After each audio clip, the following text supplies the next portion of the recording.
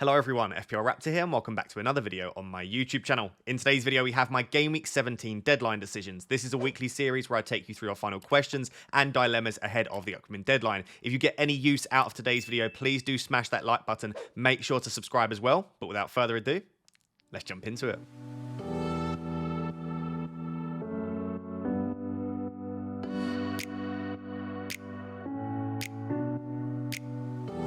So I feel like it wouldn't be a deadline decisions video if we didn't discuss Newcastle. And I mean it when I say this, there have maybe been 2 or 3 deadline decisions videos where we haven't had an update on Newcastle in some regard. And that's because not only are they fantastic assets that we desperately want to own, and also we want to know if they're going to play, but they've been plagued with injuries. And there have been so many updates that we've needed, especially Botman. Every week we're just like, is Botman going to be back soon? But there are a few issues that we need to discuss and potential issues in our teams. The issue we do have more than anything is that Eddie Howe is Eddie Howe, and he's just not giving us anything in press conferences, post-match interviews. It's basically pointless listening to him, but I'll still present the information that we have at the moment. And I'm going to start with Gordon and Trippier, who both went off injured around the 60th minute against AC Milan, and both could provide issues for us in our squads on top of what we've already got. So they both went off, and Trippier is an unspecified injury. I saw some people say they think he took a blow to the rib. A lot of things going around, but we don't actually know what the issue with Trippier is. But he's suspended anyway due to 5 yellow cards for Game Week 17. So if Trippier wasn't going to play anyway, we don't really need to sell him in our teams unless we get an update that he is out for a long time, and no one would go out and buy him anyway. So for the time being, Trippier we don't really need to discuss. Let's just keep an eye on it. And if we need to sell him, we need to sell him. The real issue is Gordon, because with the other stuff going on in our teams, and especially if Haaland is out, and we'll discuss Haaland later in this video, we need all of our players to be available. And as a result, you don't really want Gordon to be a doubt. But what happened was Gordon came off supposedly due to a tight hamstring. The full quote from Eddie Howe was, he said he had an awareness of something in his hamstring. We're not sure if it's an injury because he could still sort of play, but he couldn't play to the high level that we've seen him play for a long time. I think he had an issue full sprinting. Anthony is a very positive lad. He thinks he's fine, but let's see. Eddie kind of gave us a pretty decent update there. We didn't get any information about how bad the injury is, but that was a fairly honest, we think anyway, assessment of what happened with Anthony Gordon. And again, let's just wait and see if we pick up any more information on Friday. Obviously, we can't pick it up on Saturday now because it's a Friday deadline, but going up to the deadline, and I'll cover it on my deadline stream, if we get any more information about Gordon, I will let you know. And of course, if we don't get anything beyond this, you definitely don't sell Gordon. With all of the other issues at the moment, you just play him and hope that he plays. And it is a home game, and it's a game where you would like him, but Anthony Gordon desperately needs a rest. We've said that about Kieran Trippier for a while, and Trippier will get that rest now due to suspension, but Gordon is in desperate need of a rest because he's played so many minutes. I don't even think he would have expected that many minutes at the start of the season, and one of the reasons for that is that Harvey Barnes has been out, and he's really the main competition that Gordon can have, and the main player that can rotate with Gordon. Barnes will be back very soon. At the time of me recording, we don't have a definitive update, but Barnes is very close, and so is Botman. And I think once Botman's back, it makes the team better in general, but Barnes being back will also offer Gordon the potential for a rest. So I think at some point soon, even if he's not injured, Gordon may get a rest. And my worry, I suppose, would be that if Barnes is back for blank Game Week 18, it may be too early for that. But if he is back for then, maybe that's the fixture Gordon gets a rest. And even if Barnes isn't back, I could see him trying to just play someone else in midfield and then maybe playing Joelinton on the left or just something to give Gordon some minutes. So that may well come in 17, it may well be in 18, but I would be expecting at some point a Gordon rest. And I think if you don't own Gordon, considering the issues that he's got associated with probable fatigue and also a potential injury, and also the fixtures post-Game Week 18, I just don't think now is the time to go out and buy Anthony Gordon. But if you have him, you keep him unless we get a better update. Other players, just to discuss, Wilson played 90 minutes in the Champions League. Yes, Isak came off the bench and played on the left, but I would be very surprised if Wilson starts in Game Week 17, and I think it will almost definitely be Isak through the middle. But what this tells me is you still probably don't go out and buy Isak because Wilson is now back. He looks relatively fit, and I think Isak and Wilson will continue to share minutes. Yes, we could see Wilson through the middle and Isak on the left, and that may well be what happens to give Gordon a rest at some point, but I don't think that will be what happens on a consistent basis. So Wilson back, I think, is an issue for Isak long term, but I think in Game Week 17, I still expect Isak to start. And then the final player to discuss is that Burn is now back from injury. He got some minutes in the Champions League, and I think that does create a bit of a rotation risk for Livramento. I still kind of think it's Livramento's spot to lose, and of course, in Game Week 17, it will be Livramento at right back, and then either Burn or Hall at left back. But then, from Game Week 18 onwards, I would expect Livramento's minutes to be slightly less secure than they were, just because Burn is so good at left back from a defensive perspective for Newcastle. So those are the updates. Just to recap, Gordon and Trippier both picked up knocks, but we don't have a definitive update. Burn is now back, which may cause issues for Livramento long-term. Wilson is back, which long-term again causes issues for Isak, but I expect Isak to start in 17. And then Barnes and Botman should both be back very, very soon. And as soon as Barnes is back, I expect Gordon's minutes to reduce slightly, but I still think he is first choice. So guys, recently you would have heard me talking about One Future Football, which is a project I'm extremely excited about because they are the world's first virtual global football league with AI teams and AI athletes. And I've been playing the fantasy game for One Future Football now for over 2 months. And in that time, I've earned a lot of money and had a lot of fun as well. And actually, the guys over at One Future Football are generously offering one person from the FPL Raptor community if they win the fantasy game for round 14, which is free to enter, a kit of their choice. And you can see right now I'm wearing the Inter Nusantara kit, which is probably my favorite this season. And on top of that, an 11 player pack, which will allow you to enter the pro mode, which has even better prizes. All you have to do to enter this competition is a 2-step process. Firstly, sign up using my link down below in the description for free. But when you sign up, you need to say that you heard about One Future Football through FPL Raptor. By typing in FPL Raptor into that box, it enters you into all future competitions and giveaways, and it makes you a part of my community. If you didn't do that when you originally signed up and you've been signed up for a couple of weeks, then just send me your team for round 14 via social media and I will enter you into the competition manually. And if you win, you will still be eligible for the prize. After you've done that, you need to go to the free mode of the fantasy game and enter 5 players that you think will do well for the upcoming week. And you can look at the fixtures, look at which teams are playing well at the moment and which teams aren't. Select the 5 players that you think will do well, enter your team, and that is it. And I will announce the giveaway winner or the competition winner next week, and hopefully it could be you. So why not give it a go? It's completely free to enter. Obviously, it supports me as well, but it's something that I think you can tell, a project that I've been involved in for a little while now, and I am genuinely enjoying it. And I just know if you give it a go, you'll enjoy it too. So there's a link down below in the description. Join for free, create a free team, make sure that you say that I am the one that you've heard about One Future Football from. You'll enter the competition, and next week I'll announce the winner. Oh, go on then. Let's discuss Erling Haaland a little bit more. And I should know, if at the time of you watching this, you have a more definitive update from Pep, maybe on the Friday. I'm recording this on Thursday evening, but maybe you have a more definitive update. Just skip this section. You can completely ignore me. There is other useful stuff in this video, but we do need to discuss it because I have a feeling anyway, we're probably not going to get a definitive update. I don't think we're going to get Pep come out and say, yep, Haaland's ready to play. We might get pictures of him in training on Friday and we might get a leak that he's available, but even then, are we confident he starts? And I also don't think Pep is ever the type of person or manager to come out and say this player is completely ruled out, especially when they're such an important player to the way that team plays. And I don't think he wants to give any manager an advantage, even if they are favourites to win that game. He's just not like that. I remember earlier before when John Stones was injured, he kept saying, yep, John Stones is almost there. And we've seen it recently with Eddie Howe. Botman could be available soon. I just don't think these managers want to come out and give such a definitive update as this player is out. So I don't think we'll get anything. So let's go on the basis that we don't get information that Haaland is out, but we also don't get information that Haaland's available, and there's just no leak to suggest if he's going to start or not. I would still be tempted to sell because I just don't feel like they need to rush him back into this game. With the Club World Cup coming up anyway, they can either choose to use him there or give him even further rest and not play him there, and then have him back for game week 19 against Everton. I don't see unless Haaland is absolutely fine. And a lot of people are saying this was just a planned rest. They had to give a bit of a reason as to why they gave him a rest, because you can't just say, he fancied a rest, we needed to give it, so we did it. So they've said, like, he's got a bit of stress reaction in his foot. Maybe it was just a planned rest, and maybe he comes back now, and he's absolutely fine, but I don't think that's the case, because I think if they were going to rest him, they probably still put him on the bench in case they need him. The fact that he hasn't been in the squad, and the fact that a few different sources now are saying he was injured, I am going off the basis that it was more than just a rest, and I don't see the massive need. Crystal Palace at home should be a game they can win without Haaland.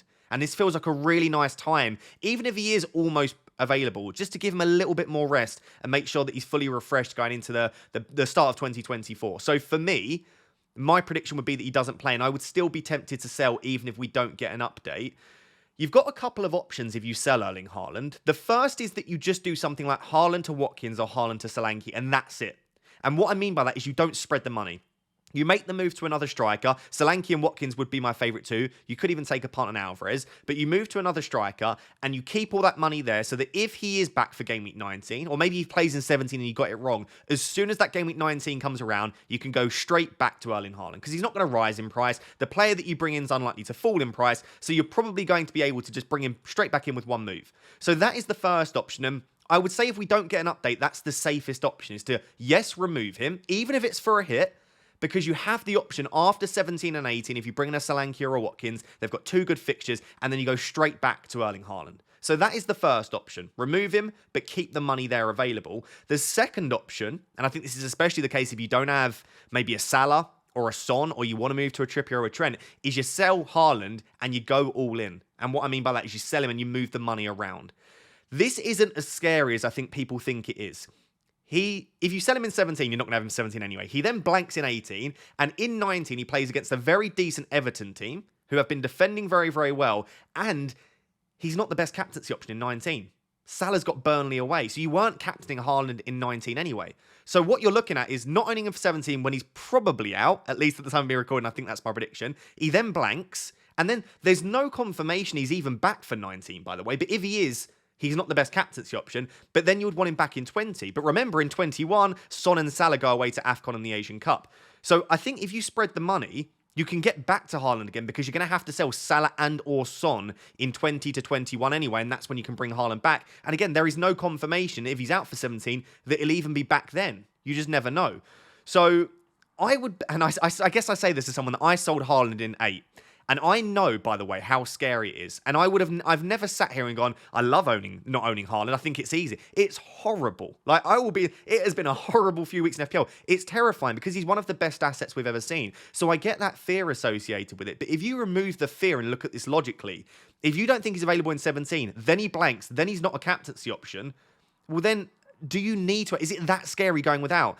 And if you bring in a player such as a Solanke or a Watkins, they've got 2 or 3 really good fixtures coming up.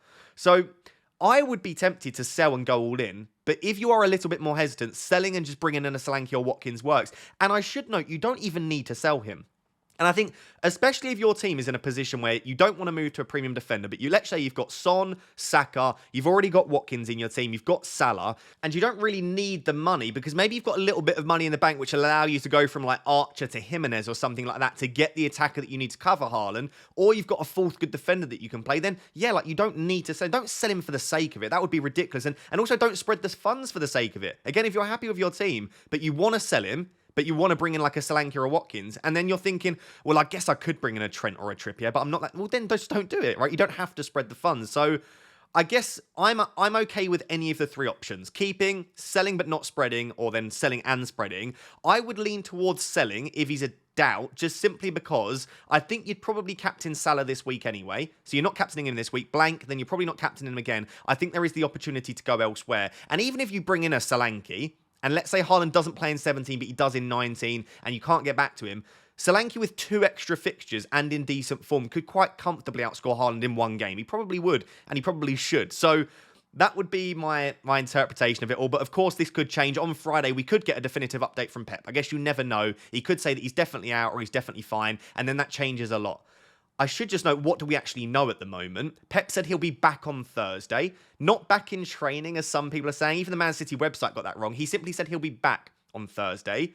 He's been in Spain at the moment, recovering. We've seen him doing ice baths and things like that. And he actually posted at about 4 p.m. UK time a picture from what looks like, I think it's Marbella airport or around there, an airport in Spain. You can see he's got a lovely tan there, and he did a little winking face. What on earth that means, we don't know, but he's definitely, it looks like anyway, in Spain at 4 p.m, which means he misses the training session on Thursday, which means at the most, and this is as a maximum, he would get 1 training session on Friday before the game on Saturday.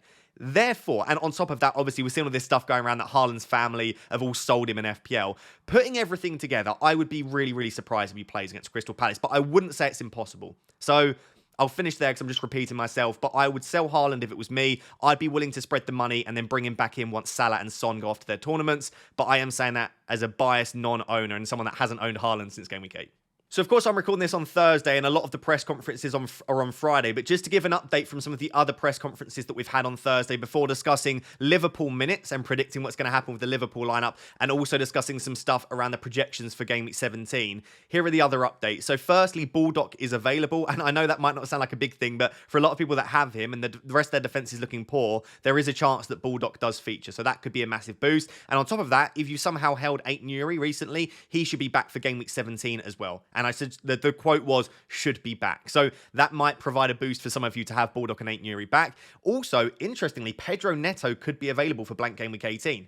Not that we would bring him in straight away, but that could be very good. And it will be a massive boost for Wolves, especially with Hwang going off to the Asian Cup, that Pedro Neto would be back. So let's keep an eye on that. He was obviously a brilliant asset before he picked up his injury.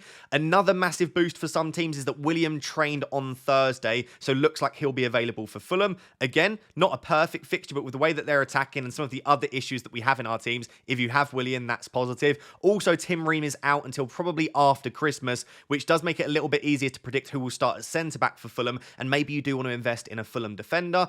Just to note as well, Lo Celso has picked up an injury. I think Postecoglou said it was nothing serious, so doesn't like it's an overly long-term thing, but I think what we'll probably see again is Richarlison, Brennan Johnson, Son, and Kulusevski, with Kulusevski playing in the number 10 role. And I do think that Kulusevski in that 10 role could become an option if he plays there until Maddison is out and maybe Lo Celso doesn't get back into the 11. But whoever plays in that 10 role, whether it be Maddison, Lo Celso, or Kulusevski, I think they are good FPL options. And then the final thing of note from an FPL perspective was that Mikalenko has picked up a little niggle, but should be fine for Game Week 17. But again, just assess that, and maybe if you were looking to bring him in, you maybe look elsewhere for Game Week 17. So no real major updates, but maybe a few boosts for a couple of our squads there.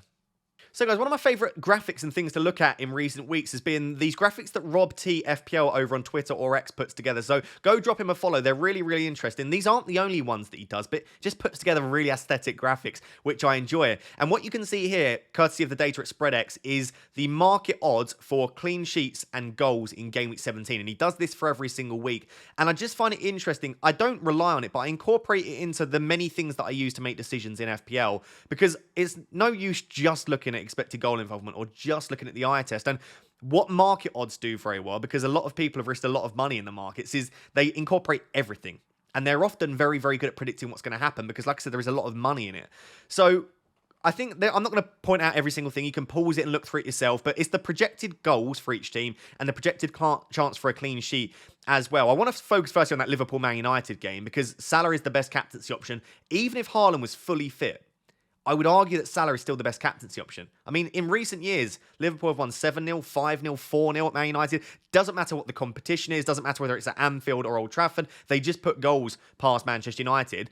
This looks like a brilliant fixture. Manchester United probably going to be without Maguire and Shaw, definitely without Bruno Fernandes. It could be an absolute massacre. So I think Darwin is going to be a great option. I think Salah is a great option.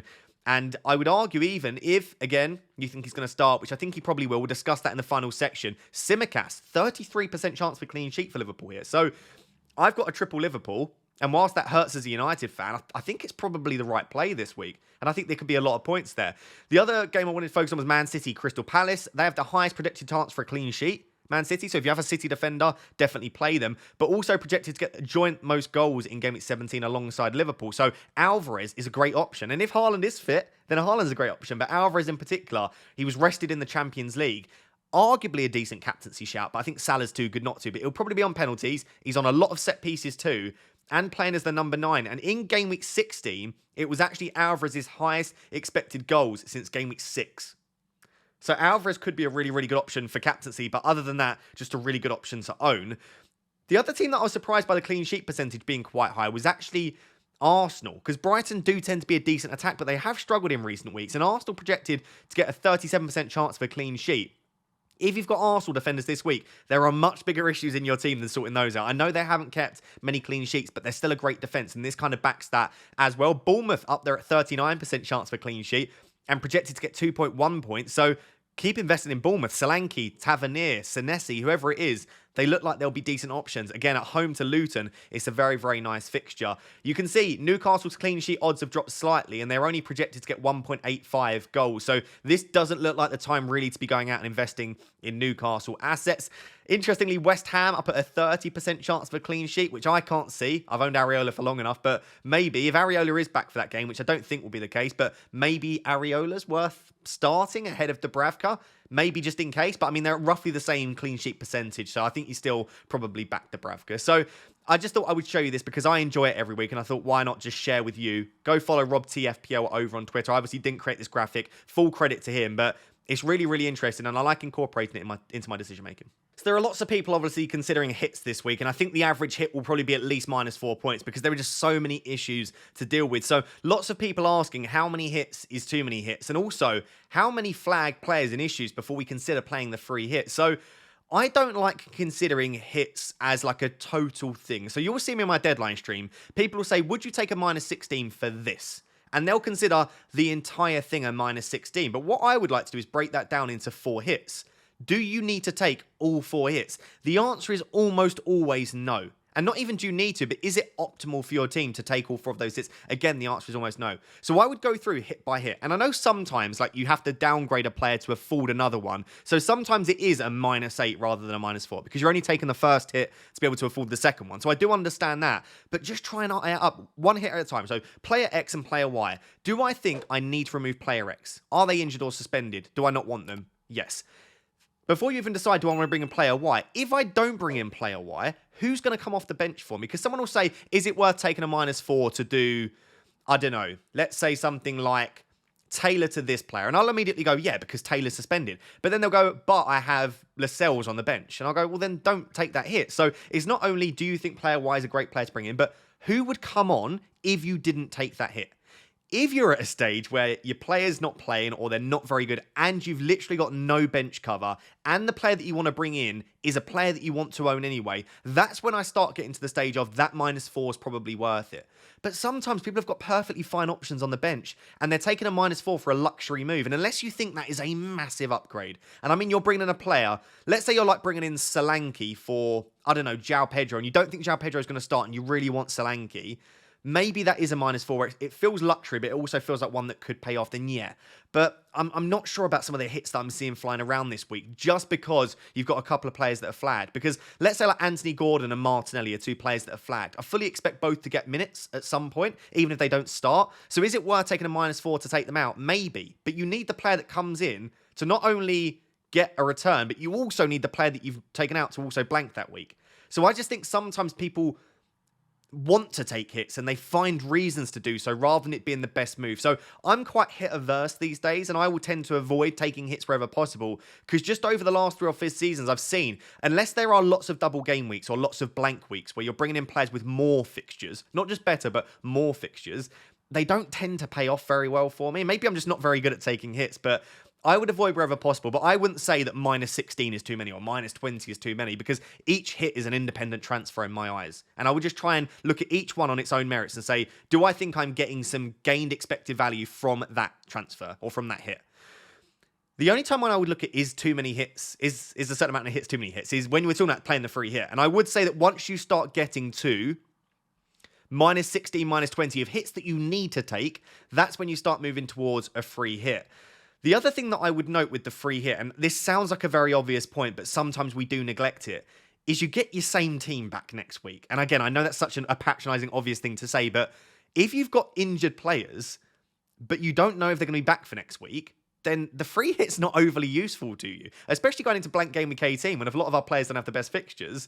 You're going to be back with the same players. So maybe if you're in a very rare position where you've got like 6 players out, but they're all due to 5 yellow cards. Let's say you've got like Branthwaite, Taylor, Trippier, some of the other players that I can't think off the top of my head, Douglas Luiz, and you're looking at your team and like, I love this team, but I am in big trouble for this week because I only have 9 or 10 players, and even those players aren't great, then yes, you are probably in a rare scenario where I would advise the free hit. But for most of us, it's a combination of injuries and suspensions, but also we need to sort out some of the other issues in our teams. And again, this is an obvious point, but sometimes overlooked. If you play the free hit, you're essentially losing a transfer, or 2 if you've got 2 free transfers, because your transfer becomes part of that free hit. So you're losing the ability to improve your team for game week 18 because you'll just revert back to what your team was in game week 16. So you're losing a transfer, still going to be back with the same team. So I would say unless all of your issues are suspension based or you are confident that the injuries are only short term and you think there is enough value in playing the free hit this week, I would probably avoid it. I don't see the massive value in it. I would probably just use 2 transfers, take a -4, maybe even taking a -8 because a lot of people will be taking hits anyway. It feels like the damage is reduced slightly this week, and I would save the free hit for a time when you do actually need it, because your team have players that are blanking, or it's a double game week and you don't own many doublers. I feel like there just will be better opportunities in the future than just having a few players that are suspended or injured. So that's just my opinion on it. If you are playing the free hit, best of luck, and hopefully you get a massive score from it.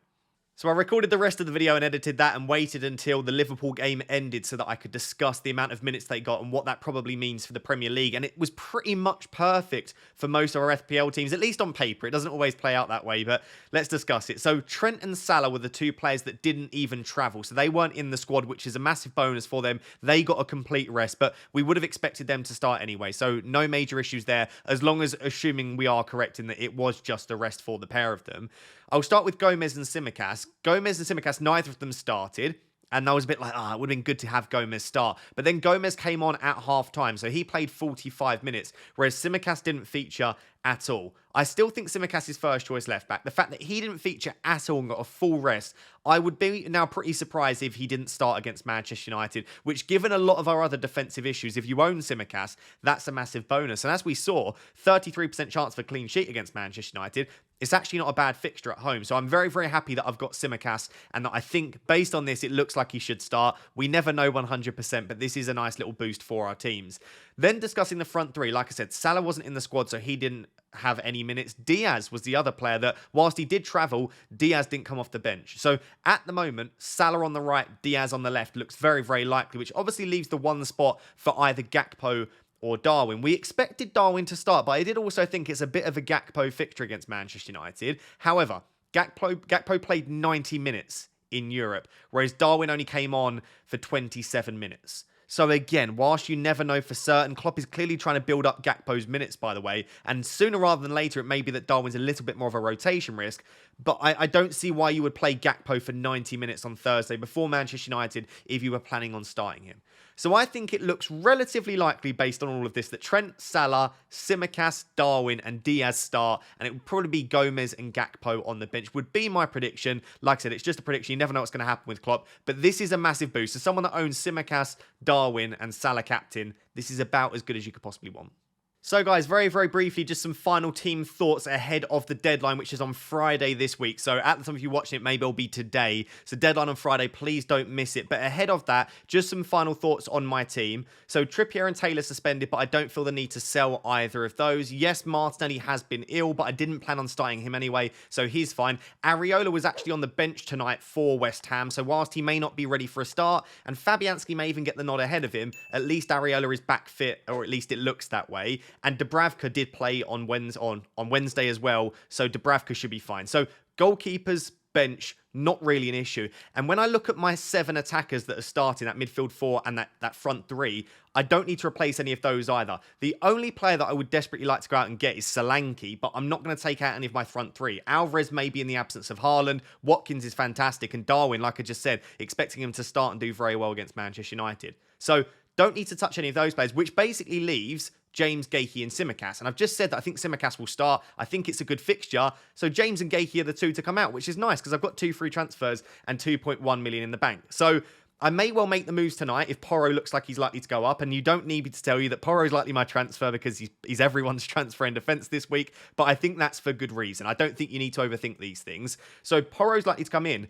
Then for this player, if you watched my Game Week preview and team selection video, it's basically between an Aston Villa and an Arsenal defender. And I know Arsenal haven't been keeping clean sheets despite their data being good, but their data has been really good. Like if you look at their XGC conceded against Luton and against Villa, both games it was only 0.5. So they are putting up really good defensive data. And I do think that Arsenal is still the best defence in the league. So probably the most sensible transfer would be Gaethje out and Saliba in.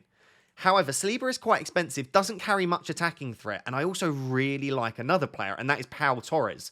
He's actually been, I spoke to a couple of Villa fans, apparently getting on the end of quite a few corners. His passing is very good. He's decent for bonus points, 0.8 million cheaper. And on top of that, the fixtures are really nice for Aston Villa. I don't love this Brentford away game, although they're without Mbeumo. Sheffield United at home, the way that Villa are at home feels great. Then after that, they've got United away. Could be a fine fixture defensively. Burnley at home is fantastic. Everton away is okay, but then Sheffield United, they play them again. They've got Fulham, Forest, Luton after that. So I almost feel like maybe for the rest of the season you could generally keep a Villa defender, but at least for this spell here, especially with the way they're defending, and I know they're much better at home than they are away, and a lot of their better fixtures are away, but I still feel like with Sheffield United and Burnley at home in the next 4, a Villa defender could be a really good idea, and it leaves me a little bit more money in the bank, just in case I need it for flexibility reasons. Especially when I need to bring Haaland back in Game Week 20 or 21. So that's the current plan.